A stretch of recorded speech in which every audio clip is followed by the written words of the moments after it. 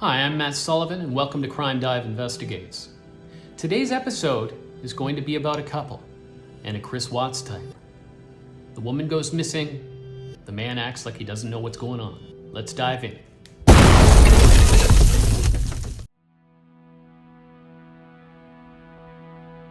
On July 2nd, Gabby Petito left on a cross-country road trip in a converted camper van with her fiancé, Brian Laundrie. The couple was traveling from New York State out west, hitting national parks and landmarks along the way. The first instance of trouble came on August 12th when a domestic disturbance call was made to the Moab, Utah Police Department.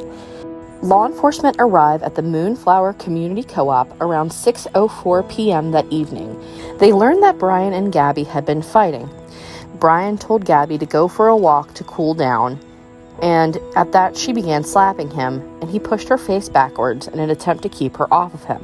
Law enforcement states that there's no specific injuries to report of, and they suggest that the couple separate for the night. Neither Gabby nor Brian wanted to press charges, seeing as they are engaged and claim to be in love. The couple agreed to separate for the night, though it is unknown whether they actually did or not, and at that, law enforcement just leaves the scene. Let's fast forward to August 21st. Gabby makes her last known FaceTime call to her dad and stepmother. The couple was in Salt Lake City, Utah at the time. On August 25th, Gabby spoke with her biological mother on the phone while they were in the Grand Teton National Park in Wyoming. And lastly, on August 30th, a final text came into her mother stating simply, quote, "No signal in Yellowstone," end quote. There's currently a fair amount of speculation on whether or not this text was actually sent by Gabby. On September 1st, Brian Laundrie pulls the couple's converted camper up to his parents' house in North Point, New York. Only he is alone, with Gabby nowhere in sight. It wasn't until September 11th, after not hearing from Gabby for well over a week, that Gabby's parents drove past the Laundrie's house and spotted the van in the driveway. At this, her parents were shocked. They had assumed that the pair were still on their trip.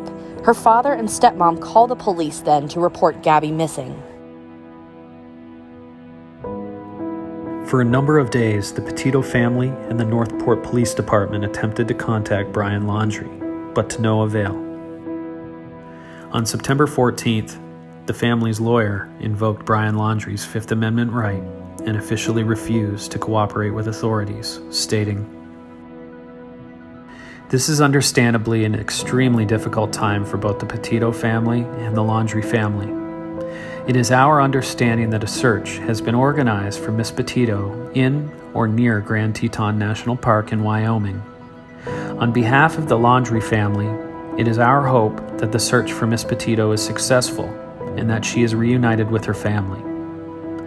On the advice of counsel, the Laundrie family is remaining in the background at this juncture and will have no further comment."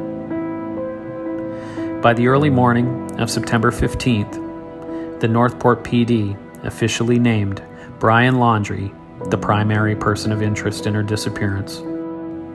Now, this is hardly the first case that has seen the spouse of a victim act so coldly about the disappearance of someone they were supposed to have loved and protected from harm's way.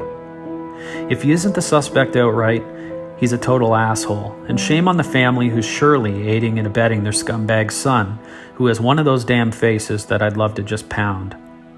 These cowards, being surely closet psychopaths, are so narcissistic that they believe that the world will trust and believe their ridiculous lies and stories.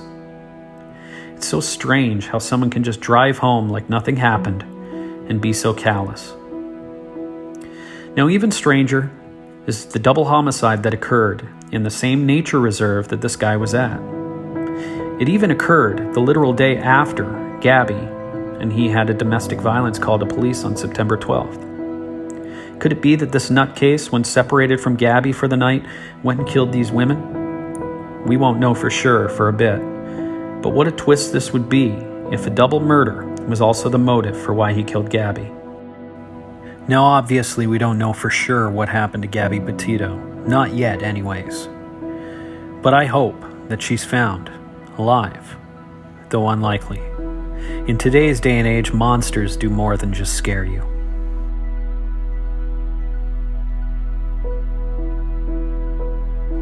If you or someone you know is the victim of domestic violence and you want to get out of your situation, please call 911 or 1-800-799-SAFE.